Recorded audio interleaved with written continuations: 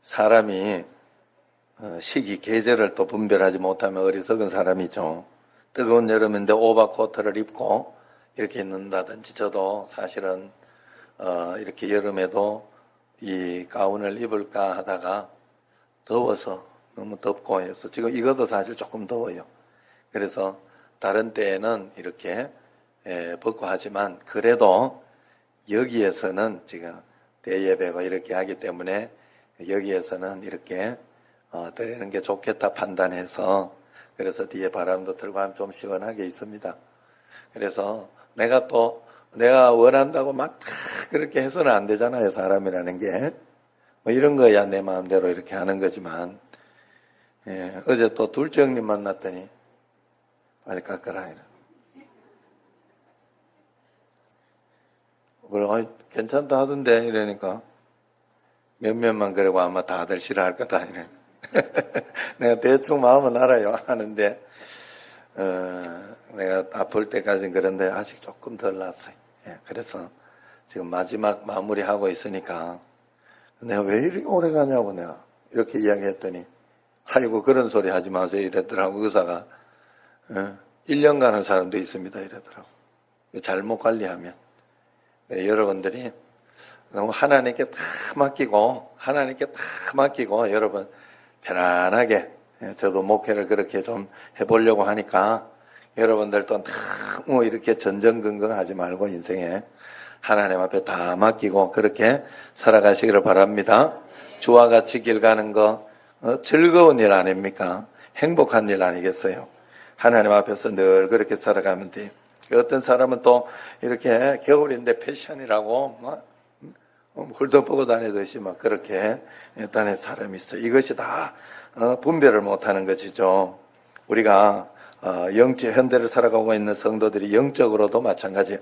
시대를 분별하지 못하며 주님 오실 날이 먼 것처럼 느끼며 만날 준비를 하지 않고 육체적인 정욕의 옷만 계속 입고 있는 사람들이 있습니다.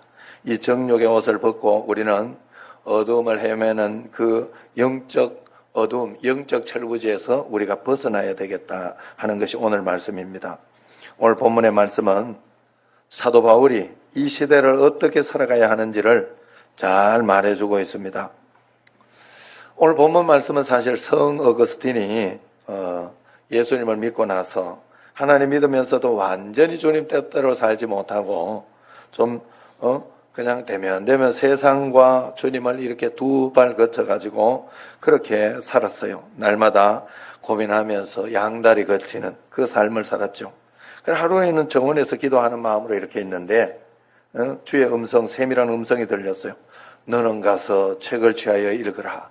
너는 가서 책을 취하여 이게 성경을 들고 읽으라. 이런 뜻이 없어요. 그런 감동이 확 온 거예요. 그 음성이 하나님의 음성인 줄 알고 가서 곧바로 성경을 딱 폈는데, 바로 오늘 여기 말씀, 로마서 13장 11절에서 14절의 말씀이 그에게 펼쳐진 것입니다. 그 본문 말씀을 읽고 그때 이 어거스틴은 깨닫게 되는 거예요. 그러면서 그때 완전히 이렇게 바뀌게 되는 거예요. 그러면서 어둠의 옷을 벗고 그리스도의 새 옷을 입은 위대한 성자가 되었던 것입니다. 오늘도 여러분도 말씀을 듣다가 깨달아져서 결단하는 그런 시간이 여러분에게 되시기를 바랍니다.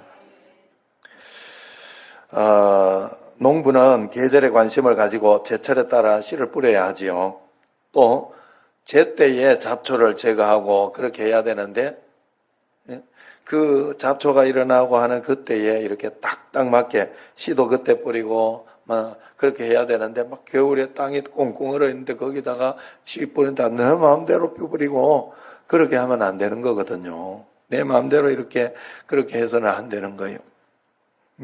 제때에 씨를 뿌리고 제때에 이렇게 돌봐줘야 된다는 것입니다. 그러므로 우리가 언제나 우리 성도들이 살고 있는 때를 늘 알아야 됩니다. 제때에 빌어주고 제때에 추수해야 하는 것처럼 영적으로 항상 깨어있는 자를 위해서 오실 예수님을 준비하면서 우리가 맞을 수 있는 그런 깨어있는 신앙생활을 해야 된다 하는 거예요. 때를 분별할 줄 알아서 하나님께 매일매일 제때에 맞게 영광 돌리고 하나님이 기뻐하는 그런 삶을 살아내는 여러분 꼭 되시기를 바랍니다. 우리가 살고 있는 이 때는 어떤 때냐? 성경 오늘 말씀대로 그대로 해드릴게요. 첫 번째로 자다가 깰 때다 그렇게 이야기. 하품 딱 하지만은 자다가 깰 때. 그래서 하나님 앞에 이렇게 자고 있는 사람은 때를 알지 못해요. 자다 보면은 3시인지 8시인지 11시인지 알 수가 없어요. 그래서 사도 바울은 오늘 말씀 11절에 같이 한번 읽어볼까요? 또한 너희가 이 시기를 알거니와 자다가 깰 때가 벌써 되었으니 이는 이제 우리의 구원이 처음 믿을 때보다 가까웠음이라 그랬어요. 성도가 깨어 일어나야 하는 이유는 주님이 곧 오시기 때문이다 하는 거예요. 또 하나님의 역사가 언제 어떻게 일어날지 모르기 때문이다 이야기하는 누가복음 12장 45절을 보면 어리석은 종이 주님이 더디 온다고 생각하고 먹고 마시고 취하고 있었습니다. 그때 생각지 않은 때에 주님이 와서 그 종을 엄히 징벌한다고 이야기하고 있습니다. 마태복음 25장에도 보면 어리석은 5 처녀도 신랑을 맞을 준비를 하지 않고 잠만 자다가 막상 신랑이 오니 준비되지 아니해서 혼인잔치에 참석하지 못하는 5 처녀가 있었어요. 5 처녀는 계속해서 잘 준비하고 있었어요. 영적인 기름, 영적인 예배, 영적인 말씀, 기도를 잘 준비하고 있었어요. 여러분 우리가 하나님 앞에 늘 깨어 있어야 하는 줄로 믿습니다. 제가 왜 이 말씀을 준비했겠어요? 방학이 되어서 여러분 방학이라고 이렇게 하면요 여러분 이제 휴가도 가고 그래라고 오늘도 휴가 가서 못 나온 분들이 많이 있어요. 그런데 이런 분들도 이렇게 있지만 휴가를 가면 일단 여러분 굉장히 영성적으로 많이 떨어져요. 그렇기 때문에 거기 가서도 예배 드리는 게 좋아요. 굉장히 좋아요. 저희 집에는 이렇게 어디 가거나 이렇게 할 때 꼭 먼저 기도합시다. 아빠 기도하고 갑시다. 그렇게 이야기한다고 그랬죠. 그게 굉장히 중요해요. 왜냐하면 정신을 바짝 차리는 거거든요. 그러니까 하나님 앞에. 그래서 우리가 이 땅을 살아가면서 주님이 오실 날을 늘 준비하며 그렇게 살아야 된다 하는 것입니다. 그러므로 성도들이 주님 오실 날이 멀지 않았으니 일하기 위해서도 영적인 잠에서 우리가 깨어 있어야 됩니다. 원수 사단은 우는 사자와 같이 삼킬 자를 찾고 있으니 대적하기 위해서도 우리는 일어나야 됩니다. 우리를 넘어뜨리고 우리를 실패하게 하려고 원수 사단은 우는 사자처럼 걸어다니고 있다 그랬어요. 여러분 그래서 다 깨어 있어야 돼요. 깨어 있어야 돼요. 안 그러면 여러 가지 일에 여러 번 넘어지게 돼 있어요. 특히 영적인 잠이라는 것은 신령한 일을 등한시하는 거예요. 잊고 있는 그 영적인 일을 잊고 있는 상태인데 성도의 삶이 영적인 삶에서 자꾸 멀어지면 멀어질수록 깊은 잠에 빠지고 말아요. 예?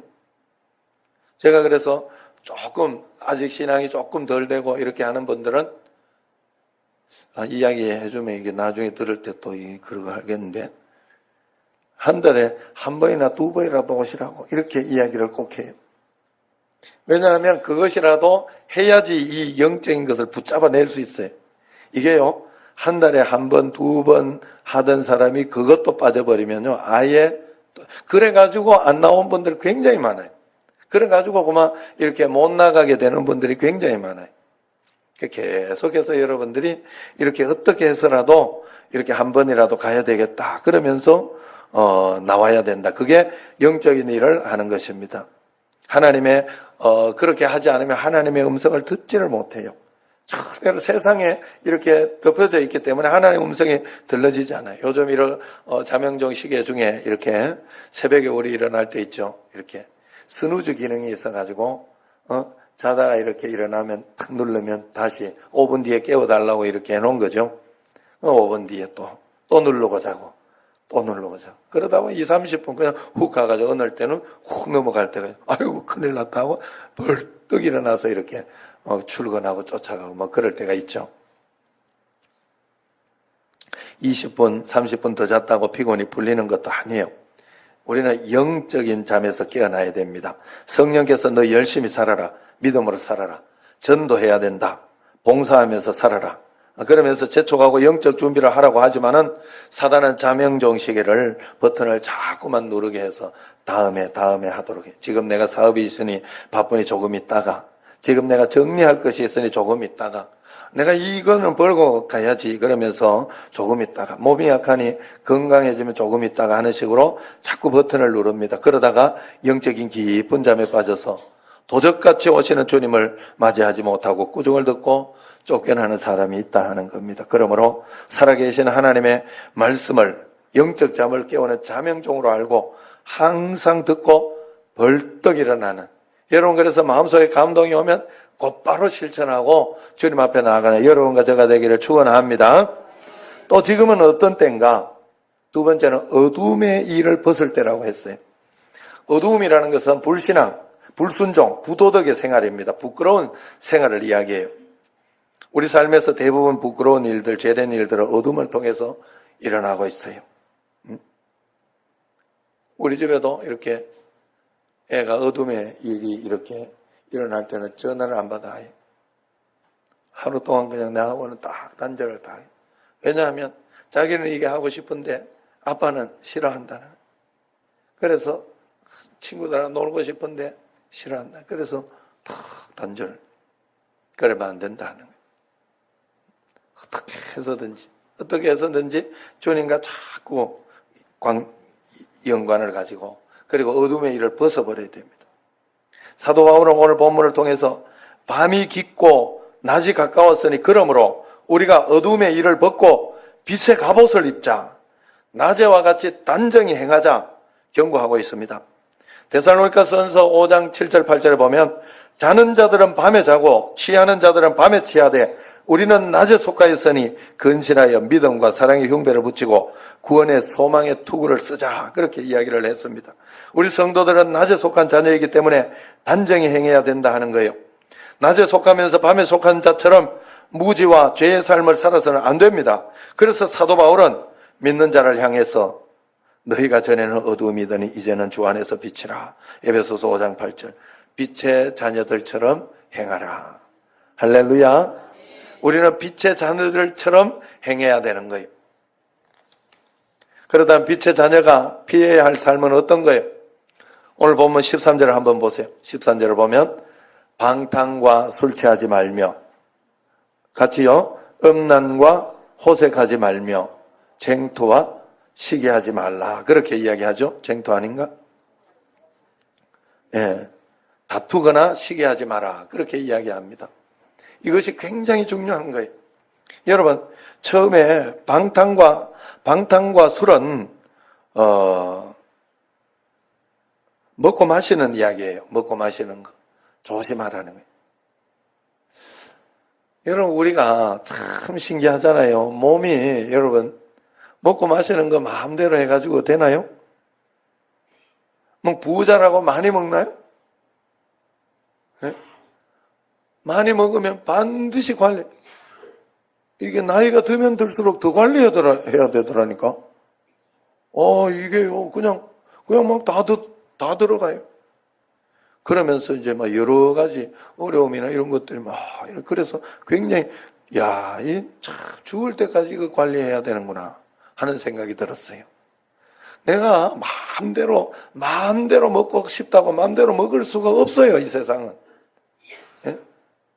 영적인 것도 마찬가지라는 거예요. 영적인 것도.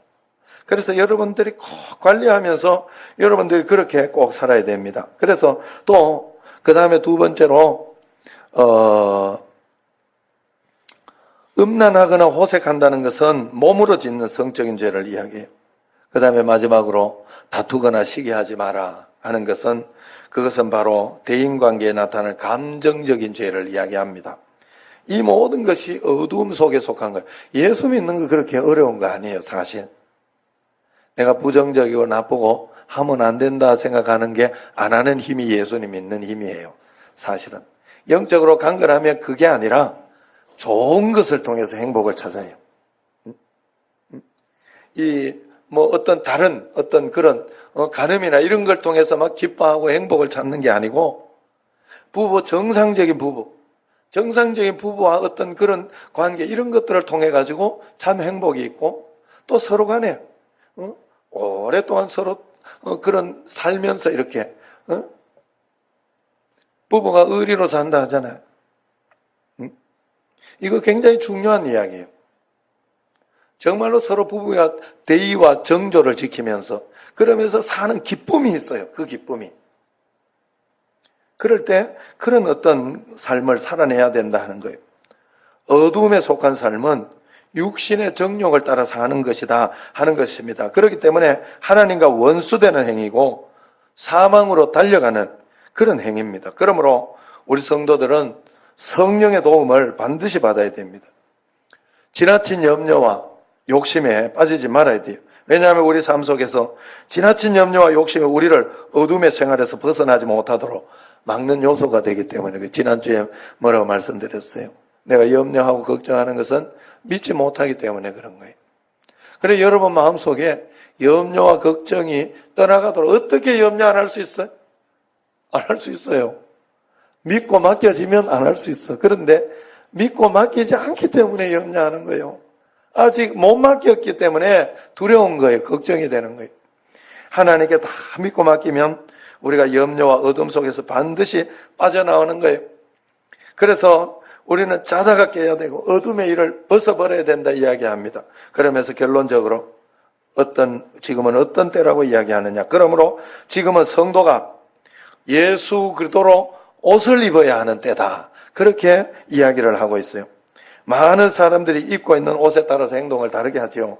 아무리 장난이 심한 사람이라도 깨끗한 옷을 입혀놓으면 싫든 좋든 간에 마음대로 하지 못합니다.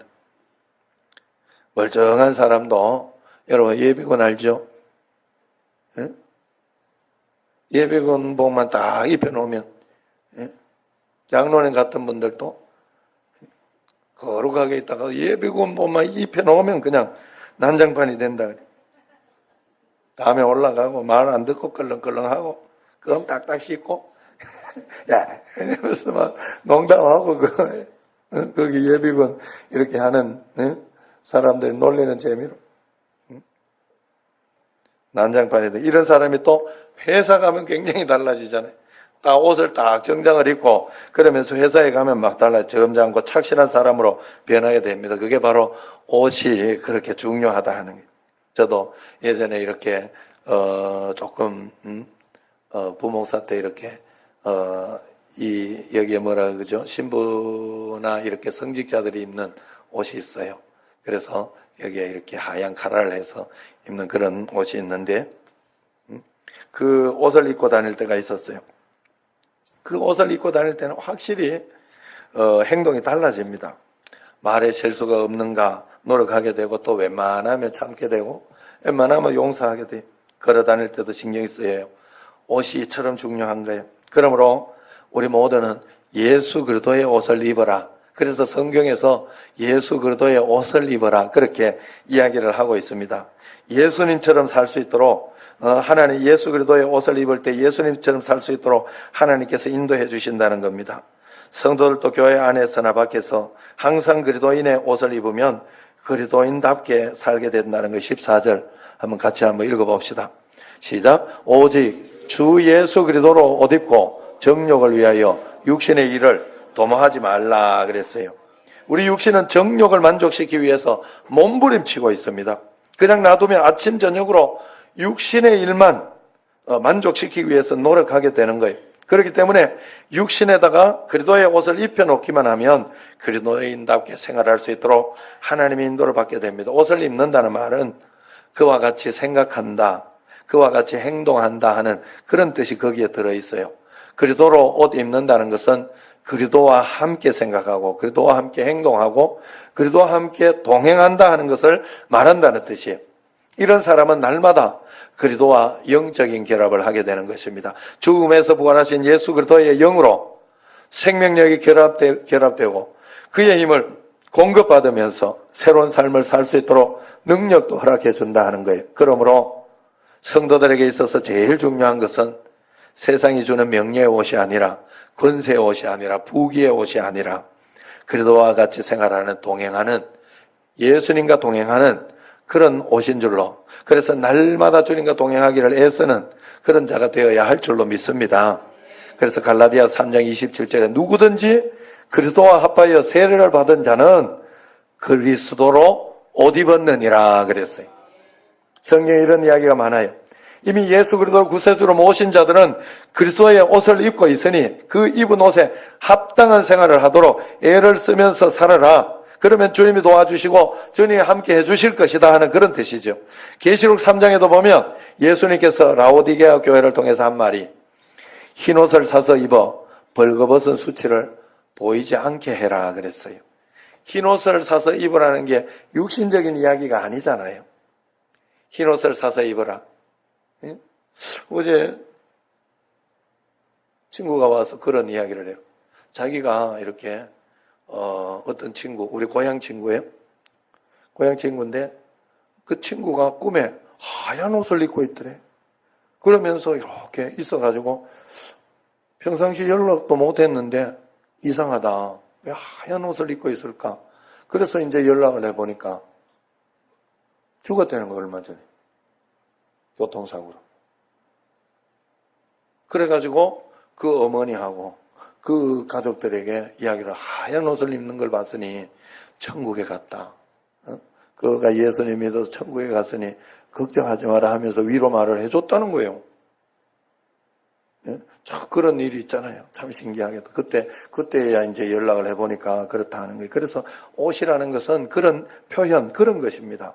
그래서, 라오디게아 교회에 흰옷을 사서 입어 벌거벗은 수치를 보이지 않게 하라.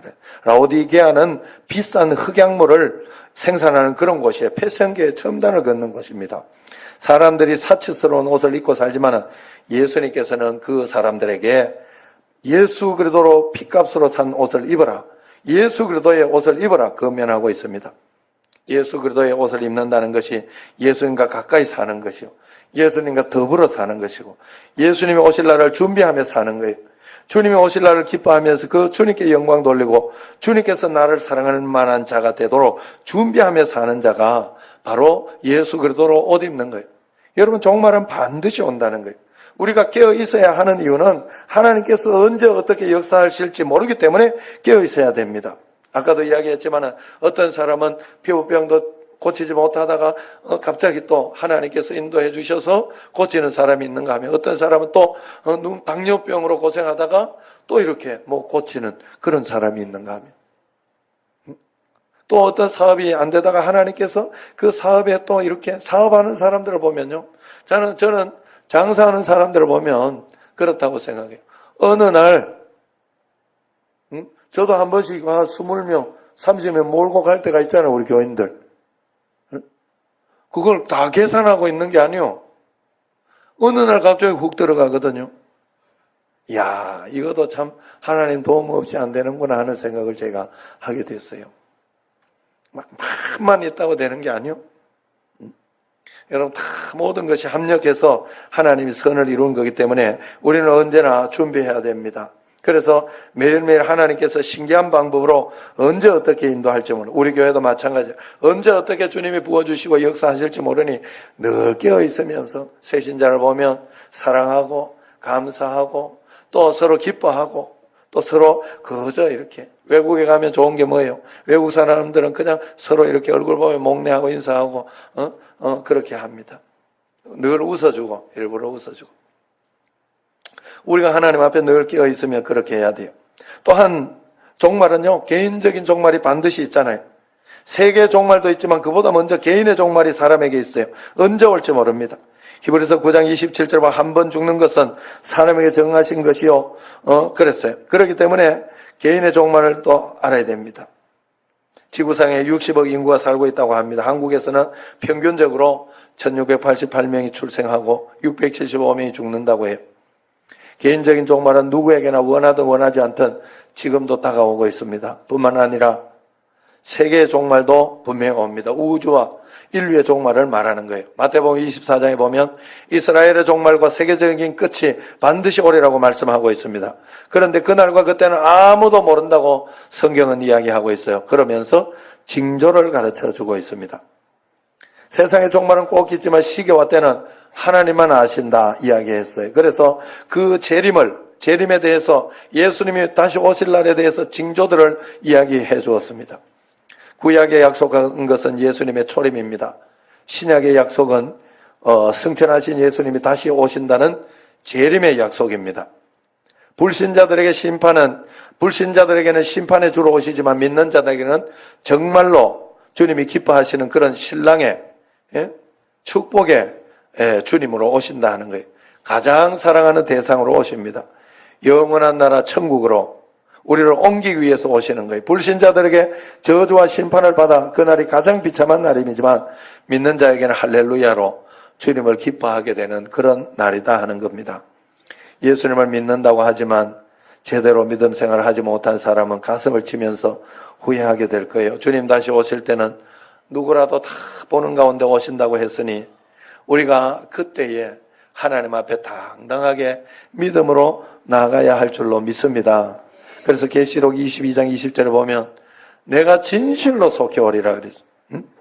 정신 바짝 차려. 눈을 뜨고 나를 봐요. 재림의 날짜는 아무도 몰라. 마태복음 24장 36절에 보면 그날과 그때는 아무도 모르나니 하늘의 천사들도 아들도 모르고 오직 아버지만 아시느니라 했어요. 만약 우리가 그날 알게 되면 문제가 많이 발생하겠죠. 그리고 아무것도 하지 않고 손 놓고 있는 사람도 있겠죠. 그리고 그날과 그때를 이미 알게 된다면 하나님께 바치고 하는 거 그거 전부 가짜 되겠죠. 어차피 그날과 그때가 있다면 내가 어떻게 하겠어. 그러나 우리가 하나님께서 재림하신다는 사실을 알고 여기에서 믿음으로 행하는 그것이 진짜인 거예요. 하나님 앞에서. 그러므로 우리는 언제나 주님 앞에서 그러한 마음으로 살아야 됩니다. 우리가 믿든 안 믿든 예수님은 반드시 다시 오십니다.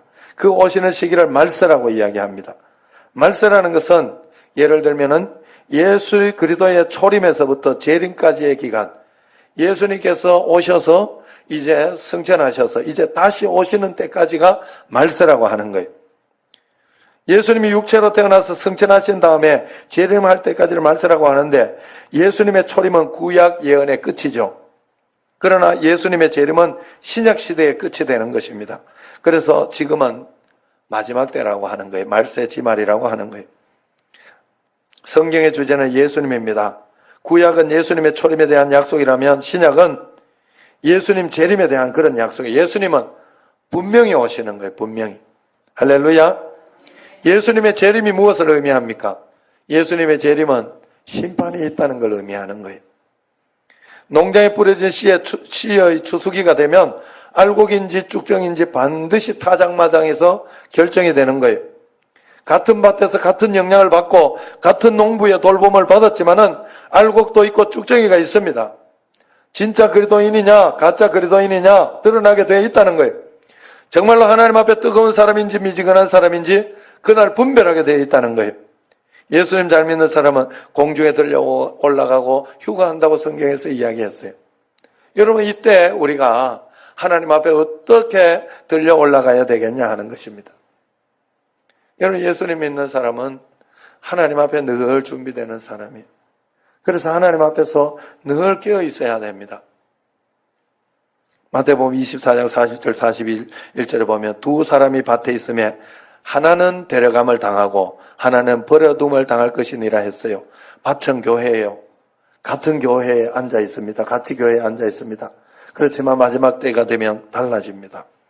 우리가 들려 올라갈 자인지 다시 한번 살펴보면서 신앙생활을 잘해야 하는 줄로 믿습니다. 두 여자가 매를 갈고 있는데 여자는 교회를 말합니다. 그래서 어떤 교회는 영적으로 깨어있어 들려 올라가지만 어떤 교회는 잠을 자고 있다는 것이에요.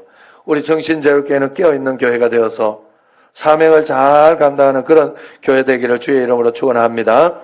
또 재림은 그리스도인에게 있어서 새 소망이 되는 거예요. 주님이 우리와 함께 영원한 나라에서 함께 하실 줄로 믿는 것입니다. 우리는 천국에서 주님과 함께 기쁨을 누릴 것입니다. 그래서 슬픔도 없고 죽음도 없고 고통이 없는 그 땅에서 영원히 우리가 살게 될 줄로 믿습니다. 그래서 여기에서 먼저 실험하고 검사하는 게 많아요. 여러분 저는 여러 가지 일들을 보면서 마지막 죽음이나 이런 것들을 보면서 잘 준비해야 되겠다는 마음이 들었어요. 여러분 다 아다시피 여기에서 한 40 얼마 된 사람이 얼마 전에 이렇게 돌아가셨잖아요. 야, 그걸 보면서 이렇게 젊어도 돌아가시는구나. 그런 생각이 들었어요. 또 어떤 분들은 이렇게 이제 또 저도 우리 집에 아버지 어머니 계시지만 늘 기도를 해요. 첫 번째 기도는 어머니보다 아버지가 먼저 돌아가시게 해달라고. 두 번째 기도는 마지막에 막 병원에서 이렇게 고생하다가 안 돌아가시다. 우리 아버지 한 거 보면 꼭 그럴 것 같아 그랬는데 아직까지도 멀쩡한 거 보면 그래가지고 요즘도 자꾸 뭐 이런 거 저런 거 해가지고 저를 힘들게 할 때도 있어요. 이게 어디 안 가가지고 그래서 어머니가 옆에서 아이고 미안하다 아들아 미안하다 자꾸 그래. 그래서 제가 그럴 때마다 뭐라 그러겠어요? 내가 효자인데 그 어머니 보고 그렇게라도 안 하면 우리 아버지 못 사니까 놔두시라고. 그렇게라도 열정적으로 살게 그냥 놔두시라고. 내가 가만히 생각해 보니까 그 말이 맞아. 그것도 안 하고 집에 가만히 있다고 그게 되는 게 아니에요. 막 돈 막 펑펑 쓰고 댕기고 해야 돼. 우리 아버지는 평생 그래 살아가지고. 그래서 내가 놔두라 그래. 그냥 하나님께 기도하고 맡겨놓으라. 내가 더 드릴 수 있거나 더 할 수 있으면 좋겠지만 못해 미안하다.